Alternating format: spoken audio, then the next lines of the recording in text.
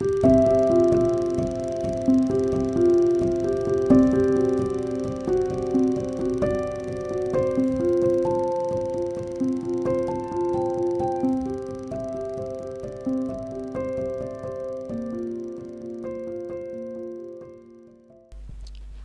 my name is Cindy Porter and I'm a video designer for Colour Art.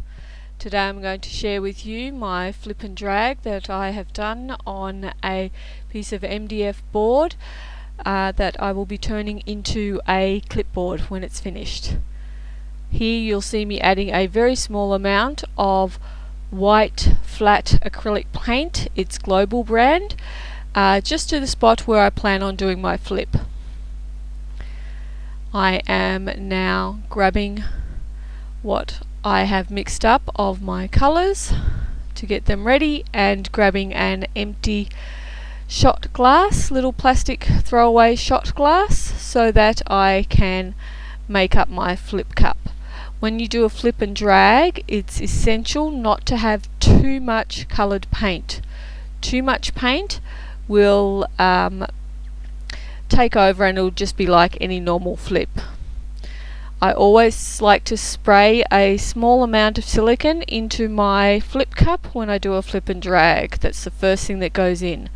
Now I am adding some Global Cool Blue flat acrylic paint into the cup, just a very small amount, and followed that with some Guatemalan Green Primary Elements Art Pigments, which has been mixed up in some vivid clear enamel and with water added, of course, to get the right consistency.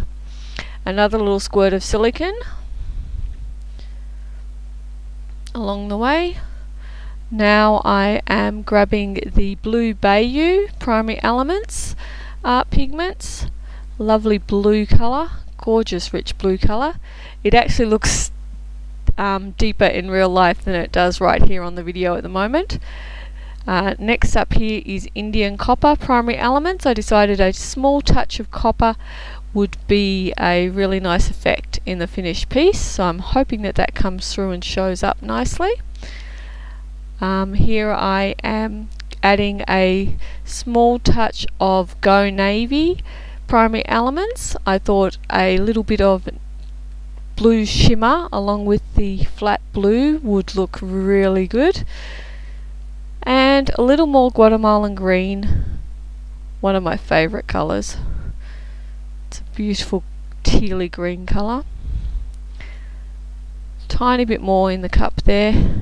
I'm only putting a few drops of each colour in this shot glass. We only put on a very small amount of paint. I'm squirting in now some Kiwi Primary Elements Art Pigments, gorgeous lime colour, giving that a tiny stir, and just about to flip it when I decide that I want a few more drops of the flat navy paint on the top. Just a couple of drops.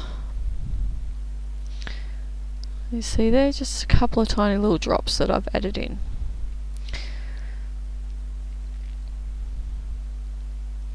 So now I'm just about ready to do my flip. One little scribble across the top of that navy that I put in, and it's time to flip.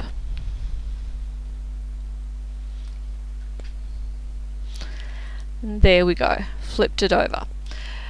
So next we will add white flat Global paint that has been mixed up to consistency with some pouring medium and then water around the edge of that cup to keep it completely sealed onto the MDF board.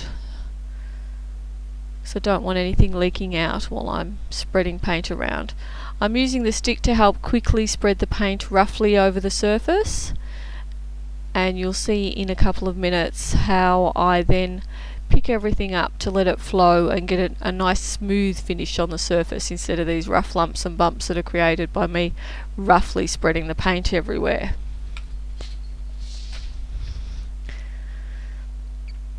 This is just a quick way to get it roughly covered across the board. I've left this video in real time so you can see the whole process very clearly of how I go about doing this technique.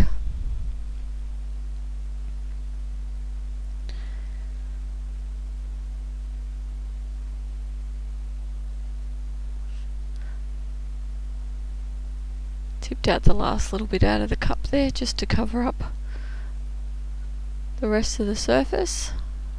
It's important to get enough paint onto the background, I find, to make this technique work well.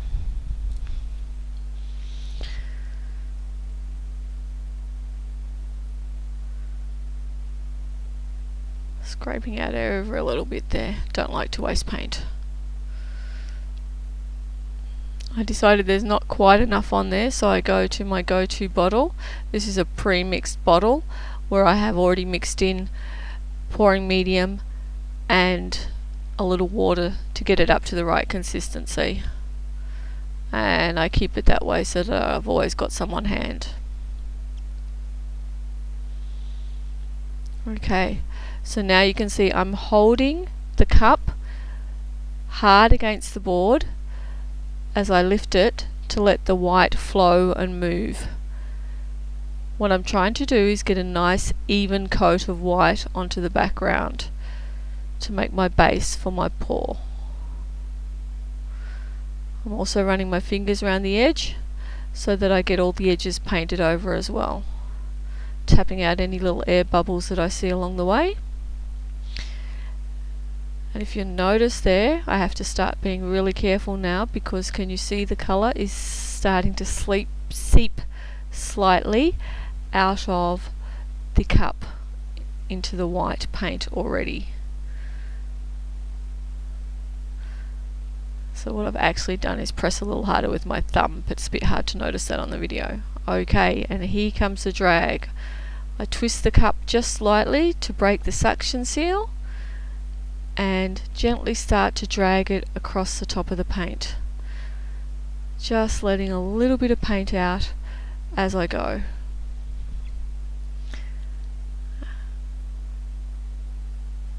Isn't it an awesome technique? I first saw this technique done by a lady by the name of Anne Osborne, and I would have to say that she is probably the master of this technique. But it is one I certainly enjoy doing.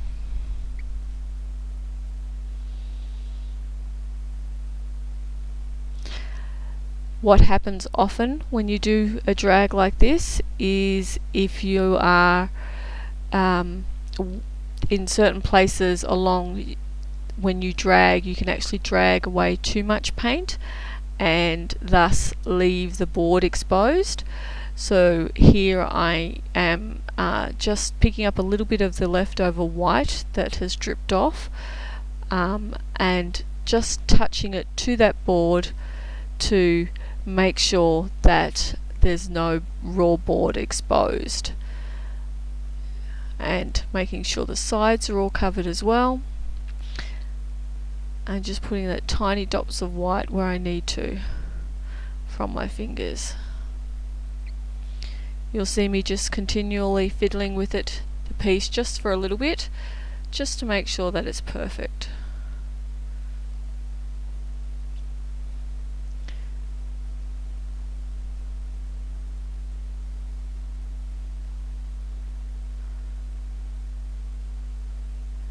Didn't like that little bit sticking out there, so just tapped it over with the white. So I've lit my torch, and as you can see the cells starting to pop up, just small ones. I'm just running over gently with the torch over the colour to bring that little bit of lacing out in the colours.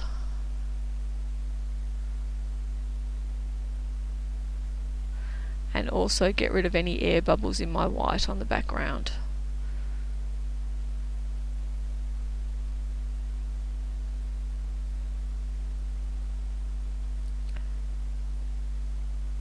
Now I'm just going to move the piece gently, just tilting it very slightly I don't want it to move too much. Just a little bit here and there to get a good shape. This is the time you need to be really careful when you tilt. If you tilt too much, too fast, too quickly, any of that, you can completely destroy a piece. It takes very careful movement to try and control where you'd like everything to go. I noticed another little hole there, so I just touch that up with a tiny bit of paint runoff from the tray.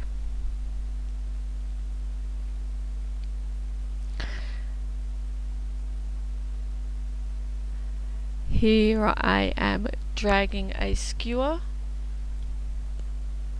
through the paint edge just to give the tiniest little wispy lines, because I drag from the colour into the white.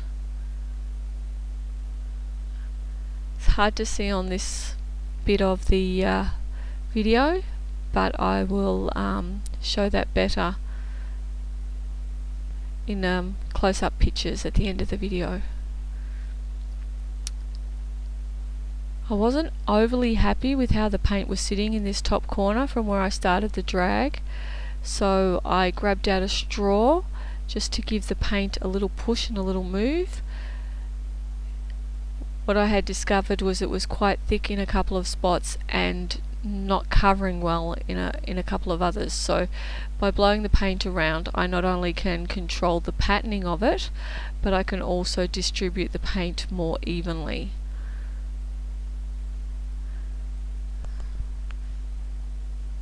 Which is what I'm trying to do here. Just giving it a little tiny blow here and there with the straw. Can't quite see the end of the straw because it's just outside view. But can you see the paint moving? Just at the edges there, just trying to push the paint out fractionally from where it is, give it a little bit more oomph to the edging of the pattern. Just helps create some extra detail in the piece. Just having a look and trying to decide if I need to do anything more, and to touch up those edges there, as you can see with my finger. I procrastinate a lot when I create these pieces. I like to take my time. I like to look over every little part of them, make sure I'm really happy with what I'm seeing, make sure that every little skerrick of the edge is completely covered with the same amount of paint, make sure that there's no little bubbles or defects in the surface of the paint. It's something I just continually go over and go over.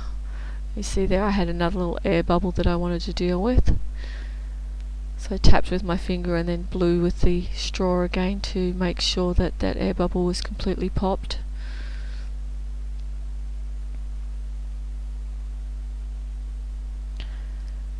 Like I said, just completely going over the piece to make sure that it's all perfect, or as perfect as I can get it, that's for sure.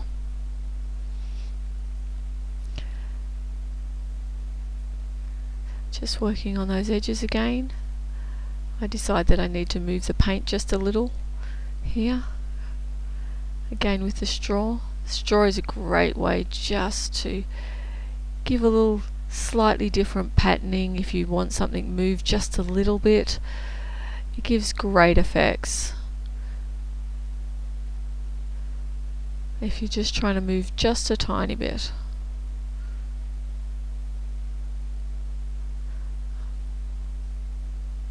If I want to move paint a lot more than this, I usually grab out my airbrush, sorry. But when I'm just doing little touch-ups like this, I find the straw is more than adequate.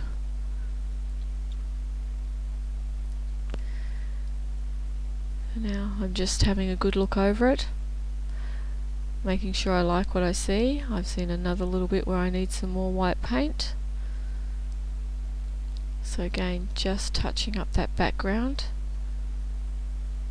and sides just to get it perfect.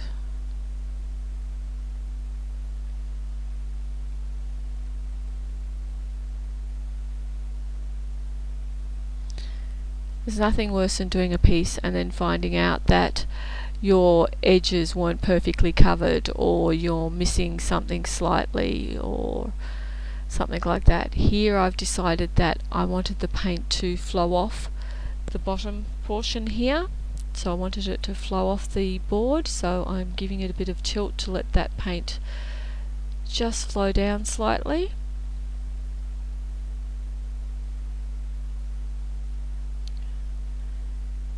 And just making sure that the edges stay well covered with the white at the same time. You see how it's running over that edge just fractionally now?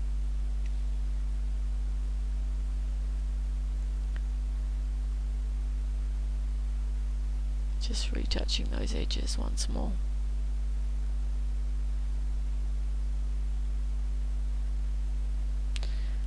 Just letting that flow slightly more, with gentle tilting.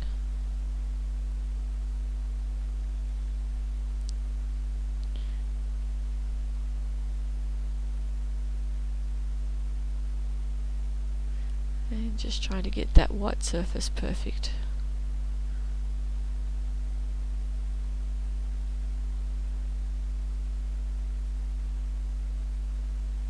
Can you see how it's slightly dimpled and uneven in this section? That's what I'm working on, just trying to make sure that it's perfect.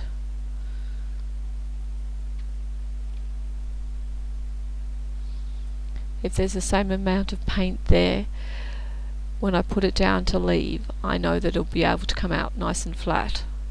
If I don't have the right amount of paint, I'll get leftover dimples and lumps, which I do not want in my finished piece. I'm just wiping away any excess paint off the underside of the piece, and that's pretty much it. Put her aside to dry, and I'll show you some images of the finished board. Hope you enjoyed it. Here's the finished board. Look at all those gorgeous shining primary elements shining away there.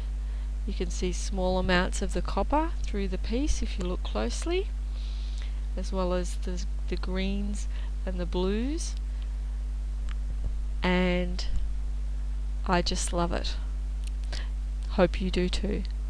Thank you very much for joining me here today, and thanks for watching. Bye now.